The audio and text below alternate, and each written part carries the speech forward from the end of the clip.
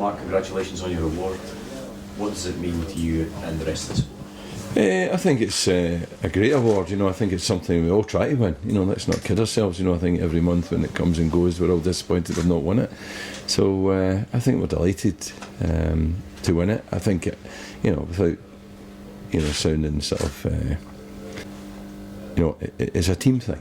It is a team thing. I'm the guy that collects it, but at the end of the day, without my staff and without everybody working for me the way they have, and particularly obviously the team, the players have worked really, really hard in training to sort of gain an intensity that they've taken into games, and it's got a better result. So, this has got my name in it, but it is a team effort. When you look back at the results from December, and obviously the one that sticks out is the victory at Celtic Park. I mean, in terms of that must give you enormous pride, I suppose, in terms of the players and where they've come from, because it had been a difficult season up to that point. No, it's still a difficult season. We're not out of the woods yet. So it's been a huge boost for us to get these results, and to beat Celtic at Parkhead is always a big thing for any Scottish club. At the moment they're the ones to beat. I think that we now have to focus on January though, and I want to be sitting here again in the beginning of February picking up the January award, and then we will really have achieved something. So I think we've got to just use this as an incentive and not as something that we just sit in our laurels. What would you say is the single biggest thing, Mark, that you've been able to change as manager since you came into the club? I don't know what I've changed, because I don't know what they were doing before, but all I know is that the lads are training with an intensity that has got them sharper, got them stronger, fitter than they were, and I had absolutely no complaints about the fitness of the team that I inherited. I said that, I'm on record as saying that I inherited a bunch of lads who were up for it. They were able to train at the intensity I was asking them because they were already fit. But it's kind of, as a group, they've kind of demanded of each other, and they've got themselves working harder and training, and I think it just reflects in the type of performances that they're putting in. Surely the number of goals you're now scoring has been a big factor in your turnaround as well. That's been the thing I've tried to focus on, although on Saturday we lost 3 as well, remember, that was disappointing. So it's finding the balance between scoring goals and not conceding. But if you look at our defensive record, other than the 3 we lost against Hamilton on Saturday, the goals we lost against Inverness and Ross County, other than that, our defensive record's pretty good. So I think we can trust our defensive record, but what's been poor is our goal scoring. We've not scored enough goals, so to start scoring a few goals now is really what's been required. So I've not been out working and defending really. We defend as a team, we defend from the front, but the thing that we've been working on more than anything is making more chances, and particularly when we get into those areas where we have an opportunity to make a chance, that we turn it into something, and therefore we increase our ratio of chances to goals. So is that attacking success in the last month, is that down to just having a couple of informed strikers, or is it more than that? I mean, you say you've been working on it on the training ground. Is it more than just having 2 strikers? Well, I think that's the kind of chicken and the egg. Are they informed because of what we've done in the training ground and the what we've talked about and what we've worked on, or are we scoring more goals simply because 2 guys are playing better? I think it's the first. I think that we've as a group we've worked at certain things and they've taken on board and it's benefited them. And I think we have Scott McDonald, for instance, who's in the best form I've seen him in for years. Louis Moult, he's new to me, Louis, but I think he's a terrific striker. Scored a fantastic goal on Saturday, and the rest of the team are backing him up. But one of the things I said the week before against, or the midweek before against St Johnstone, was that our 2 best defenders were Moult and McDonald. So we're defending from the front as well as they're contributing going forward, and that's what gets you results. Things clicking together quicker than you thought, Mark. Did you always think you could almost hit the ground running in this way? Well, I mean, I think we've had a great December, but January's next. So to say that, it's not suddenly, I can't trust that it's going to be the same. We're still working every day to try and keep it going. So I don't think it is a case that it's clicked, and now it's okay. It's not like that. I think the next game's the hardest game. We've got a very difficult, great cup game against Cove on Saturday, and we're looking forward to that with relish. But we know we have to prepare the same, and because I'm the manager month, I'm not going to show that to Cove and they're going to lie back and and accept a defeat. They're going to come here and try even harder because we're seen as a team in form. So we know we've got work to do, and that's true of the games going forward. We get Hearts the week after, hugely difficult game for us. How do you approach these games, and it can't be often that Motherwell are such overwhelming favourites? Does that bring out a different type of pressure? Yeah, I think it does. But I think what you have to do is you have to, in a sense, play in the present. So we've not got to think about the consequences or think the ifs and buts, or even if we win this or we win that, who will get the next round. I think what we've got to do is we've just got to play against Cove. We've got to look at them. When you guys are finished, we'll be looking at the video that we've got of Cove and the games that they've played. We'll be showing it to the players. We'll be going through one or two aspects of them.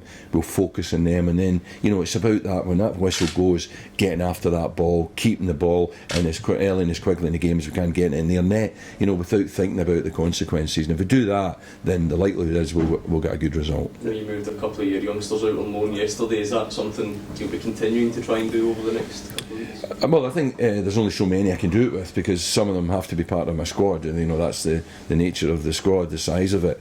But I felt that Dylan Mackin in particular is someone who I want to bring on as quickly as I can, and I think he'll benefit most from training with us, training with them, and of course playing for them. And I think if he's got 20 games under his belt between now and the end of the season, the likelihood is that Dylan will have half a dozen goals, and then at the start of next season, then he becomes a realistic prospect to be part of my squad instead of sitting here on the bench, maybe getting on occasion between now and the end of the season. So I think we can bring him on a lot quicker by him going on loan, and that's why he's went. You managed to sort out Jake Taylor's future yet? I know you said it was a bit up in the air. I'm still waiting to hear from them.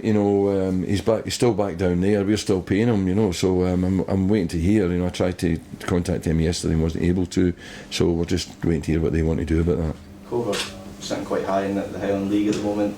Of course, there's now that window for Highland League teams to win promotion to the SPFL. Yeah. Do you think, in general, teams of that calibre are actually getting better? I think when you see, what Ross County and Inverness having come up, over the years, when I was playing in at Celtic, Inverness and Ross County were still teams that we used to play in pre-season. They weren't league teams. So the progress that teams like that have made, and the way they've justified themselves coming through the leagues and coming into the Premiership is just outstanding. So I'm sure that Cove and teams like that look at that and see the example of that and aspire to do the same. So they've got every right to think that way, and an experience like coming here on Saturday will be good for them, because it'll be a measure for them against the progress that they still have to make. 2 years ago, Mark, the Albion Rovers knocked Motherwell out of the cup. I know that you weren't the manager, obviously, but does that still hang heavy in the air a little bit here at Motherwell? Well, it does with Alan Burrows, but I think he's the only one. The rest of us are got over that, I think, and I don't think it bears any relevance today. There's a different set of lads, different circumstances, a team in great form with every confidence that we can go and win this game. So I don't expect any catastrophic performance. I think that we will do okay. You've obviously had a long managerial history in England as well, Mark. Have you ever been involved in any sort of giant killing scenarios, one way or the other? Yeah, I remember going with Wolves to Leeds and beating Leeds in the quarter-final. At the time, Leeds were a high-flying European Champions League side, and we went to Ellen Road and beat them and got to the semi-final of the FA Cup. We were then only beaten 1-0 by Arsenal, who went on and won the cup. That was I know Wolves are a big club. That was viewed as a giant killing. After that, I was involved in the opposite when I went to Hamburg. We played in the German, the Pokal, the DFB Pokal, and we were beaten by a team probably ranked lower than Cove. And at that time, Hamburg were one of the top teams in Germany, and we were beaten in the cup away from home. So, in every country, the cup has that mystique and has that possibility that a small team can beat a big team like that. Going back to the manager of the month award, Mark, I mean, I've got to ask you, how stressful is this division, the Premiership, for managers? Because you can go on a run of 3 matches and suddenly it can take you right up the table, but then equally go on a bad run of 3 matches And you're talking about relegation all of a sudden. Yeah, well, that's the nature of the beast, you know, and I think it's only going to be, you know, if Hibs and Rangers come up next year, I think it's only going to be more like that for the likes of us, who are always going to be teams who are battling in that sort of section of the league and occasionally pop our heads up above it maybe. But, you know, I think that it's going to be even more intense. But, you know, that's the job we have, and that's what you've got to live with, and it's those that can handle it and, you know, keep their heads up and keep their calm, and it's when all around them's, you know, losing theirs, then those are the ones that will prevail, you know. And I think that that's what we've got to do. We've got to have the bottle to go and take on that challenge both this season and next season, and I think that so far we're doing all right. What would be the target for you at this point in terms of the league position? 40 points. I think 39, 40 points is going to make sure you don't get involved in the playoffs and stuff like that. So first and foremost that.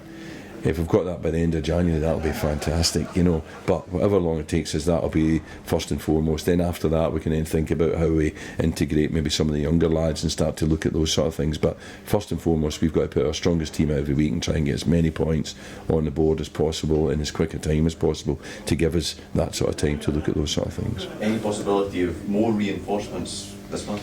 No, probably not. You know, I think that we've shown in the last month that the squad is capable of winning games. We're introducing one or two of the young lads as we go along. If I get the opportunity to make a little change in it, I think it's right, then I'll do it. But at this moment in time, I'm not sort of running around the country looking for players in any particular position or trying to make changes desperately. If it happens, it happens. And in terms of this weekend's match, how's the squad selection looking? Everyone's fit. Everyone's trained this morning. Thanks, Mark. Thank you. Okay.